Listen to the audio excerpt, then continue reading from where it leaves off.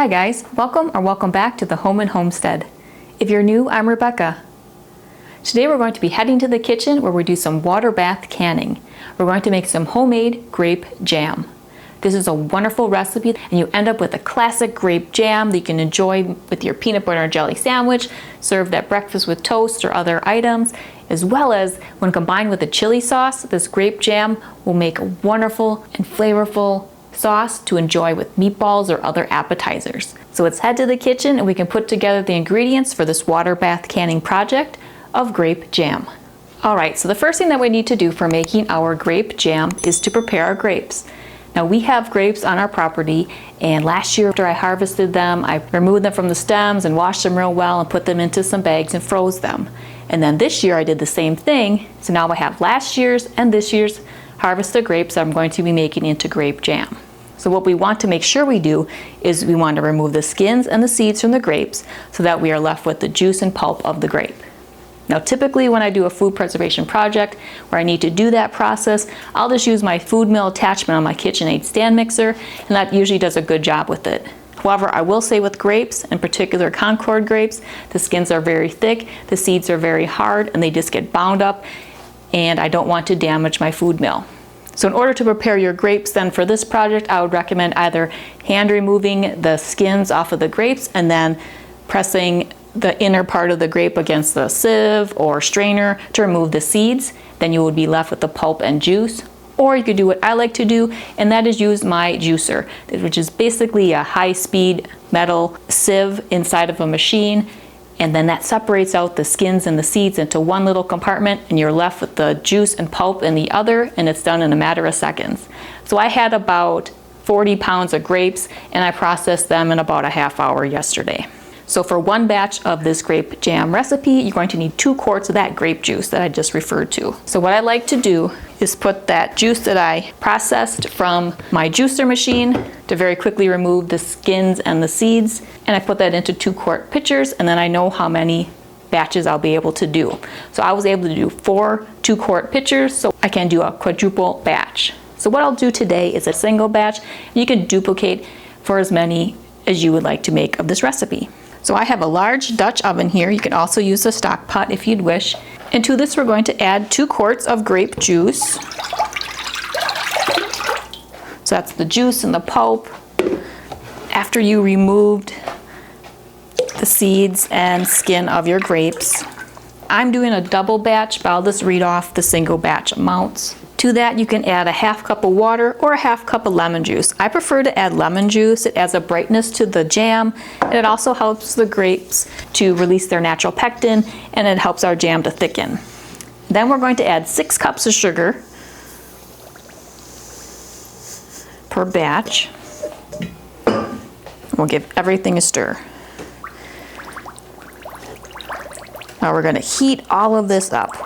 We're going to get the sugar to dissolve. And I'll keep stirring occasionally in order to prevent any sticking or scorching. We want it to come up to that 220 degrees Fahrenheit for that gelling point. In the meantime, I'm going to heat up my water bath canner, and we can come back once we get to that point. Alright, so we've reached the gelling point of 220 degrees. So now what we're going to do is get this into some canning jars. So I have some jelly canning jars here. They're little half-pint ones I like to do for my jams and jellies. We're going to fill up the jars to a 1/4 inch head space.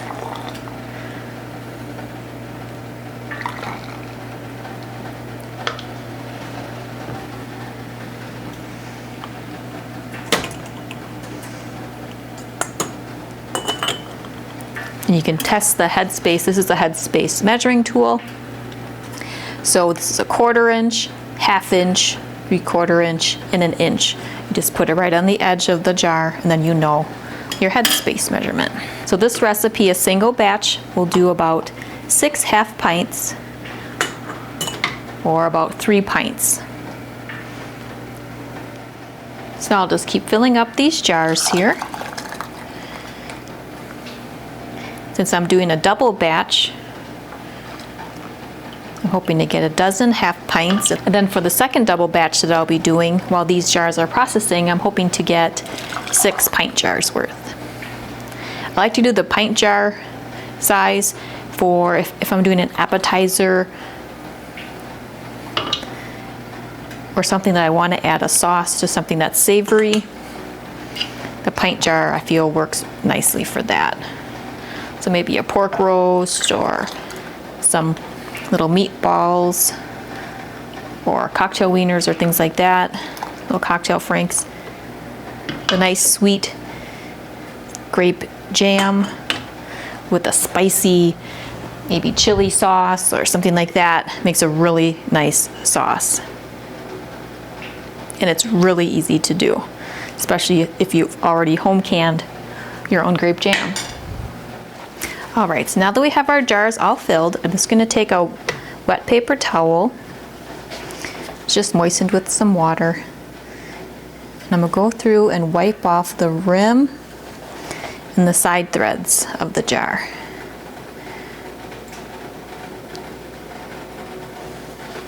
This is such a small head space. You just have to be careful when you move the jars around or when you're wiping, because you'll probably get some of that jam on there.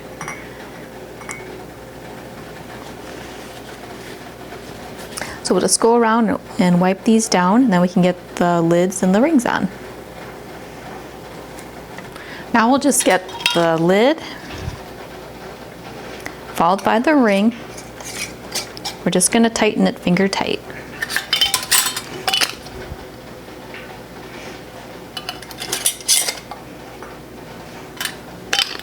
This ring is just holding the lid on while it's being processed. And then once it cools after that processing time, the lid will seal down, and then the ring can be removed and used for other canning projects. All right, so the water bath canning is all heated up, so we'll get these into the water bath canner to process. All right, here's my water bath canner. I have it set up on a separate burner here, and just want to double check the temperature, which is good. Now we can get the jars into the canner. And on the bottom of this canner, I do have a jar rack. That way I can put the jars straight on there. It's filled with water so that these jars will be covered by at least 1 inch of water.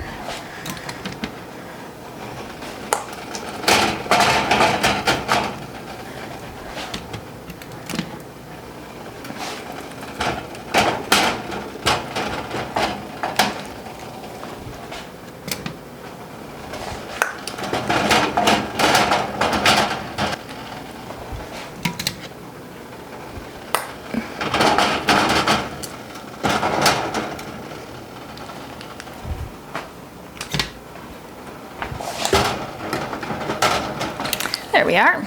We'll get this lid on here, and we'll let these process for 15 minutes. And the processing time does depend on your altitude. And what I mean by that is based on this altitude chart that I have from the Ball Blue Book. Based on your altitude in feet on the left column, you may need to increase that 15-minute processing time by the numbers in the right column. So that's just something to be mindful of whenever you're canning. So now we'll allow this to process, and once it's finished, we'll come back for the next step. All right, the grape jam is finished processing, so I'm just going to turn off the canner. Now remove the lid.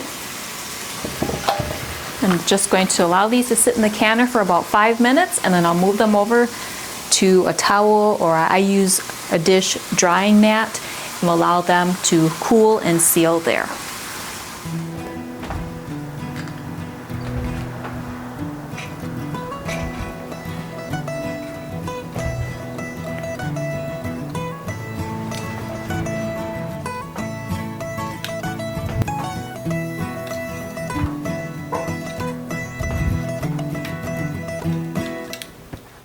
All right, here we have our homemade grape jam. I had enough grapes from last year's and this year's harvest in order to make 4 times this recipe.